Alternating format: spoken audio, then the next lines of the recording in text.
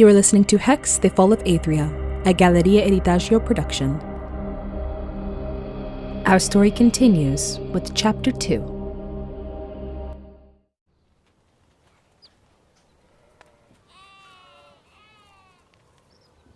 The Morians have spent the better part of a millennium perfecting their nomadic lifestyle, working with the seasons rather than against them.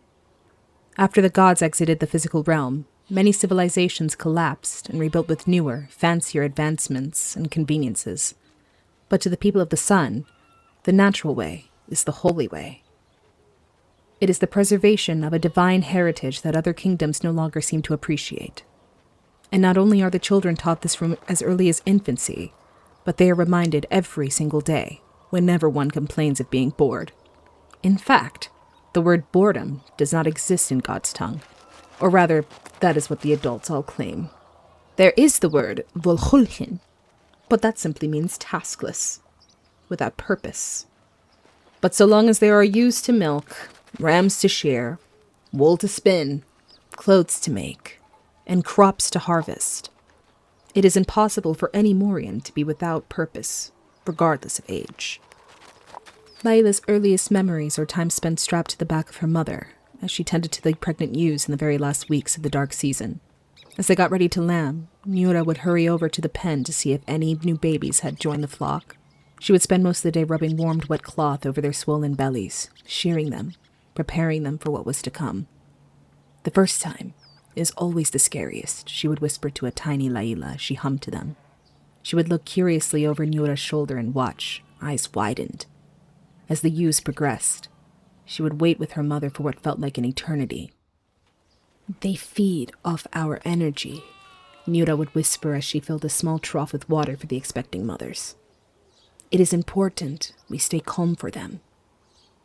As Laila grew older and her emotions and their consequences grew more volatile, she somehow always managed to stay calm when tending to the ewes. And just as she knew she had to remain calm for them, it was as if the ewes understood they had to remain calm for her. As everyone else hustled about the camp, transporting vegetables and fresh wool, Laila's content in her own little world with her friends. "Ah, you seem to be feeling better," Janaiah cheerfully remarks. Into the pen she carries with her 2 plates of food. Laila immediately recognizes the smell of stewed goat before her sister even has the chance to set it down. "I brought you some food." Laila smiles gratefully. Janaiah turns her attention to the ewe lying in front of them. "How is Fauna today?" She tenderly strokes the top of the ew's head. Laila's smile broadens. "I estimate Fauna will deliver us another lamb well before the next equinox," Laila proudly exclaims. As if on cue, Fauna bleats in agreement. Janaiah laughs. Laila rises to her feet and pads over to a large pile of hay and heaves a small bale from the top. She can feel her sister's eyes practically boring into her back. "I don't wish to talk about it," she calls firmly over her shoulder as she sets it down on the floor. Janaiah frowns at this. "We must," she answers firmly. "You were doing so well for a while. Why did you stop taking the tonic?"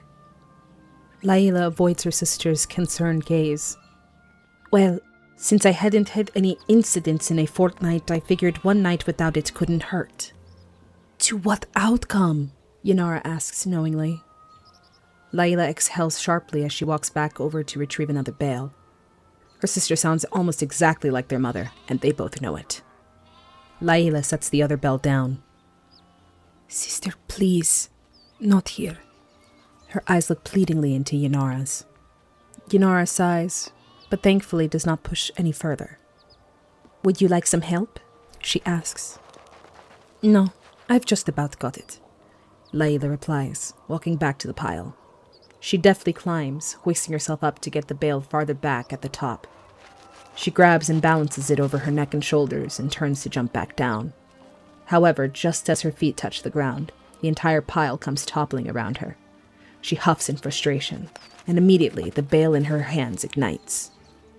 In a panic, she blows on it furiously. Janaiah dashes out of the tent and returns a moment later with a bowl of water. Without hesitation, she tosses the water at Laila in the burning hay. She manages to put out the fire, but Laila is drenched, for the second time, that day. "Damn it," Laila mutters. She inspects the bale. Unlike her mattress, the hay is beyond saving. Just as Riemi said, Laila says darkly. One more thing to go up in flames. With a sigh, Laila throws down the hay, picks up her plate, and trudges out of the tent. She can hear Yanara's footsteps following her. Laila! Laila! Her sister calls. Laila slams her plate down on a nearby table and sits. In a huff, she begins to shovel the now cold stew into her mouth. Out of the corner of her eyes, she spies Yanara standing next to her. Her already grave disposition has deepened. You dreamt of that day, didn't you? Yanara whispers. I dreamt. It doesn't matter, Laila says, her voice trailing off. You said yourself the outcome was no different. Her shoulders slump as Iskali's words play out an endless loop in her mind. Likely because she was never Mura's to claim. Her hand drifts to the amulet hanging from a ribbon around her neck, the only thing she possessed from her mother, her natural mother. It had been tied to the basket where Saeed and Yura had found her one night while crossing the Verdant Vale, a relic of a life she would never know.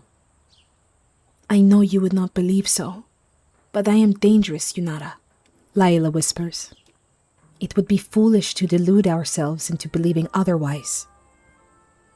Yunara takes a seat next to her younger sister. What would you have us do?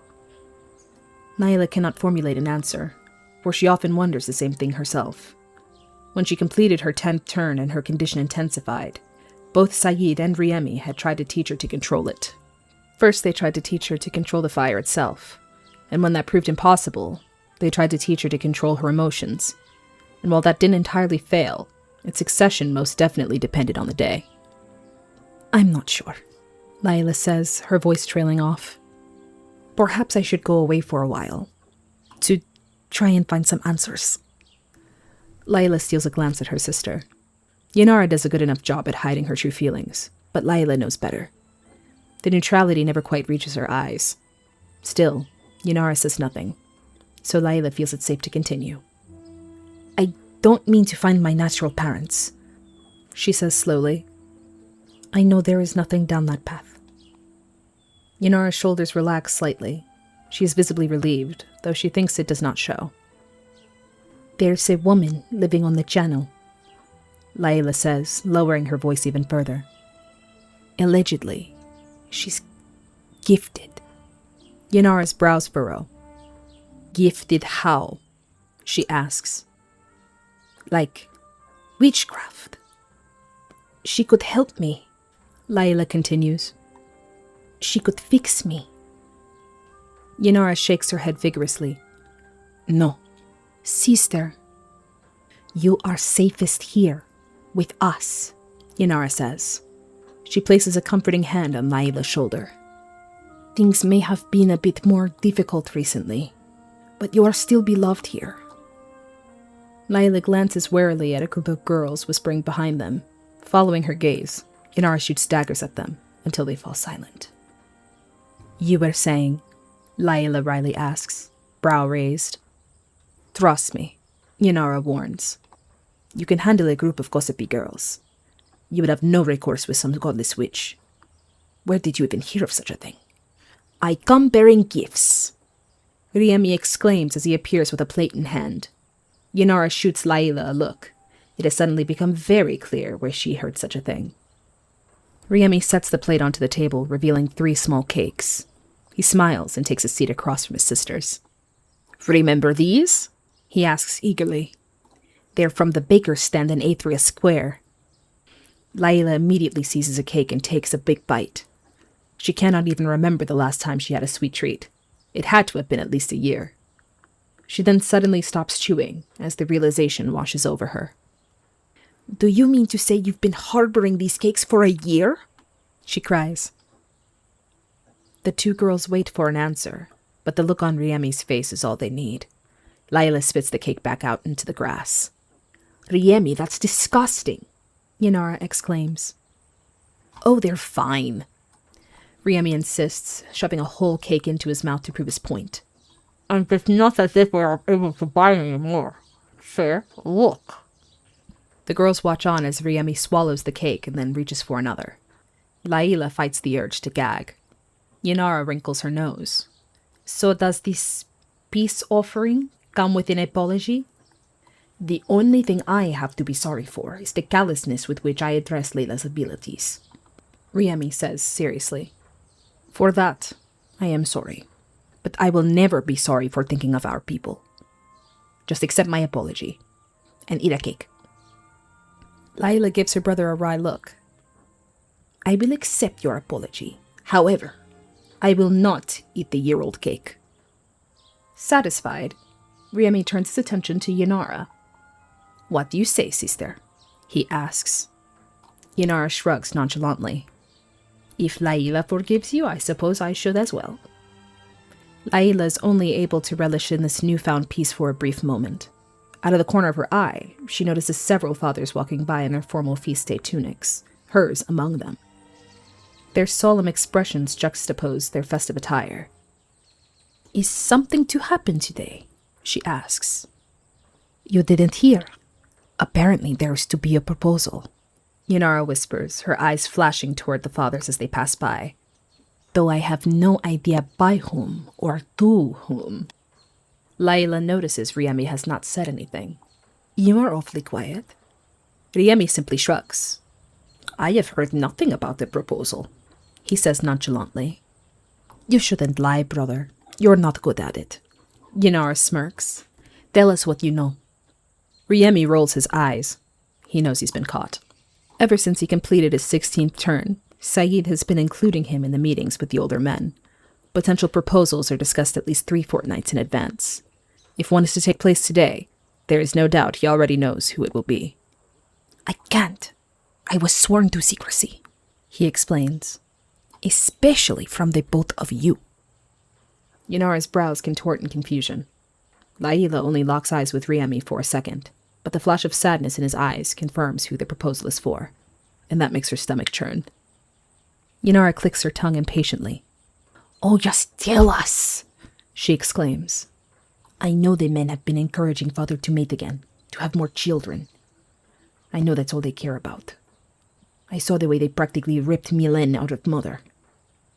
Laila shifts uncomfortably in her seat. She was not able to attend to her mother's bedside like her older sister did. She was thought to be more of a safety risk than a helpful presence. Still, she can hear the screams as if it all were happening again today. She also remembers the silence that came after the screams stopped. How little you seem to think of our father, Riemi snaps. The sharp, brassy sound of the horn then cuts through the air, signaling the end of the midday meal. The 3 siblings rise from their table in silence, the mystery of the betrothal still hanging over them. They join the rest of their people at the gathering circle. Laila sits between Riemi and Yanara to prevent more bickering. It is just as well. Yanara immediately turns her back to Riemi. Laila smiles warily at her older brother. He simply leans over and bumps her shoulder with his and smirks. He is no stranger to Yanara's ire. Meanwhile, as more people take their seats, the hum of anticipative chatter begins to grow. Once the camp is settled, Iskali stands and clears his throat. Yanara grips Laila's forearm in shock. Laila cringes.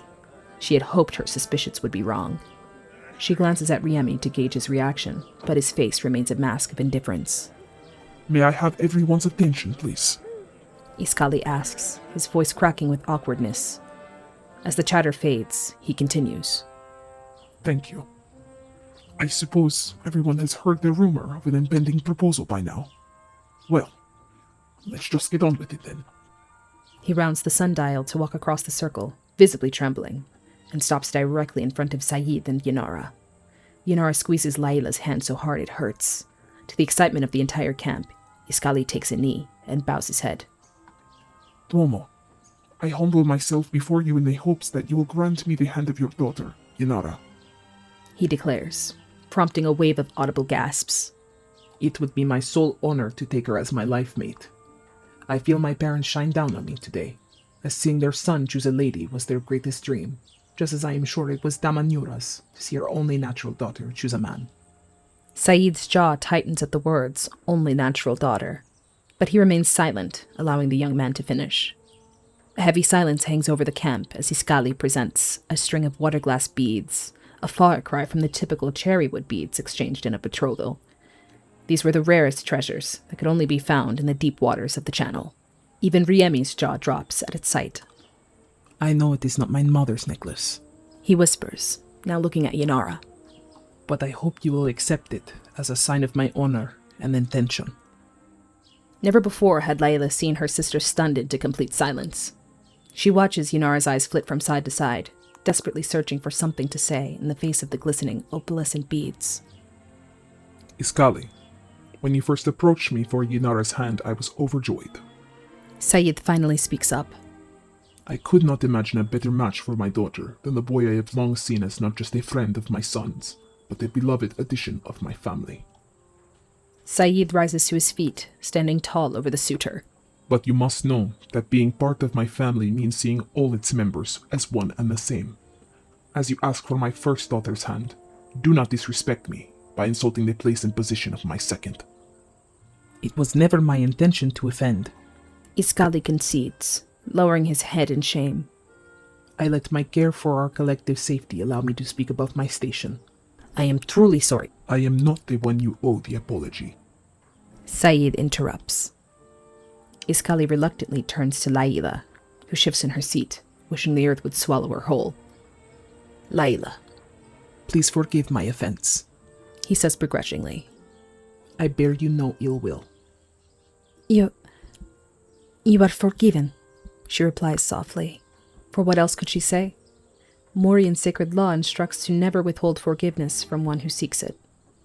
Her father seems perfectly satisfied with the peace that has been made. Relieved, Iskali clears his throat once more. Well, Duomo, He continues. let us finally see our two families become one. Sayid beams down at Yanara. His eyes are gleaming with pride. I will yield the last word to my daughter, He announces. whom I know has looked forward to this day since she was... The people watch in curiosity as Sayid shifts his gaze from Yanara to beyond the circle. Whispers begin to arise, but he silences them with one finger to his lips. His brows furrow in concentration. Concern begins to fill Laila.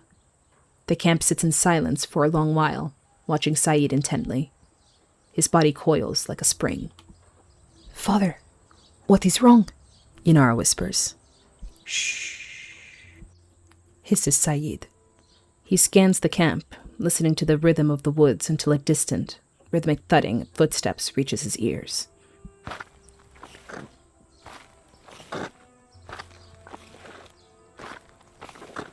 On instinct, he runs to a nearby table and grabs a spear before setting off to a run.